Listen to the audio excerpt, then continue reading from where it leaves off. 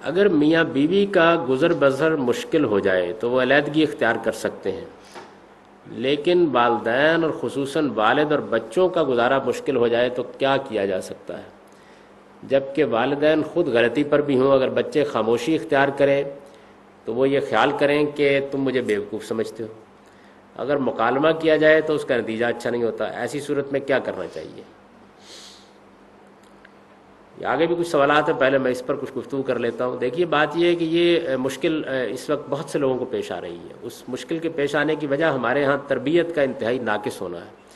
تربیت کا جو کچھ نظام خاندانی ماحول میں موجود تھا وہ بھی ختم ہو گیا ہے۔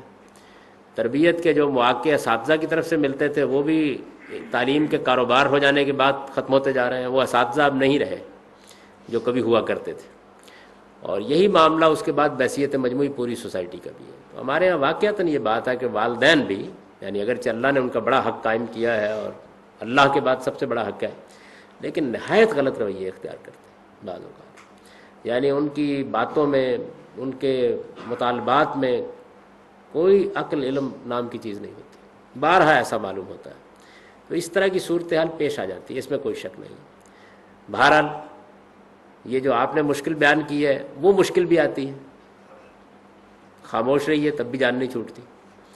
اگر کوئی بات بیان کی جائے تب بھی مسائل پیدا ہو جاتے ہیں، یہ ایک مشکل چیز ہے۔ اس کو اپنے لیے امتحان سمجھیے، اور یہ خیال کیجئے کہ اللہ تعالیٰ نے آپ کو اسی آزمائش میں مبتلا کیا ہے۔ امتحان اور آزمائش کا کون سا میدان ہوگا یہ انتخاب اللہ تعالیٰ ہی کرتے ہیں۔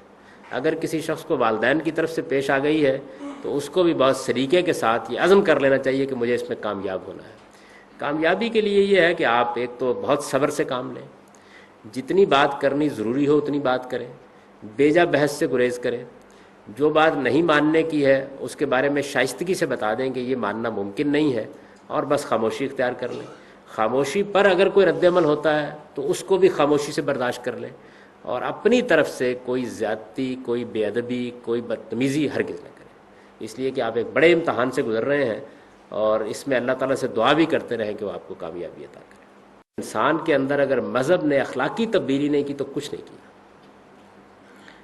یعنی آپ کے نمازیں اور آپ کے روزے اور آپ کی حج اور آپ کی زکوٰتیں بالکل ضائع ہو جائیں گی اگر آپ کے اخلاقی وجود کی تربیت نہیں ہوئی۔ اصلی امتحان یہی ہے جس میں آپ کو ڈالا گیا ہے، اور اس امتحان کا سب سے بڑا میدان آپ کا گھر ہے، اس لیے کہ وہاں تو آپ بالکل برہنہ ہوتے ہیں، آپ دوسروں کے ساتھ ملمہ سازی کر سکتے ہیں، ان کو فریب دے سکتے ہیں، وہاں یہ نہیں کر سکتے۔ آپ سے جو اصل میں جس امتحان میں آپ کو ڈالا گیا ہے وہ یہ ہے کہ اپنے بیوی بچوں کے ساتھ، اپنے گھر والوں کے ساتھ آپ کس مقام پر کھڑے ہیں۔ اور پلٹ کے مجھ کو یہ نہ کہیے گا کہ وہ برے ہیں، اصل میں وہ اچھے ہوتے تو پھر آپ کا کیا کمال تھا؟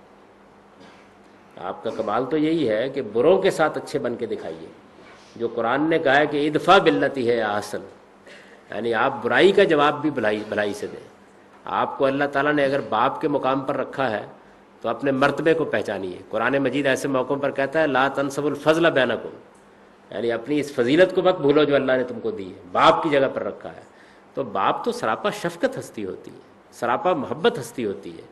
اگر وہ حقوق کے ادا کرنے میں، ذمہ داریوں کو پہچاننے میں، محبت اور شفقت سے بات کرنے میں کوتاہی کر رہا ہے تو اپنی بنیادی ذمہ داری سے کوتاہی کر رہا ہے۔ تو میری دستبستہ درخواست ہے، درخواست ہی کر سکتا ہوں کہ آپ کو ایک دن اپنے مالک کے حضور میں پیش ہونا ہے، اور وہاں سب سے بڑا جو امتحان ہے آپ کا، جس کا نتیجہ نکلنا ہے، وہ آپ کے اخلاقی وجود کا امتحان ہے۔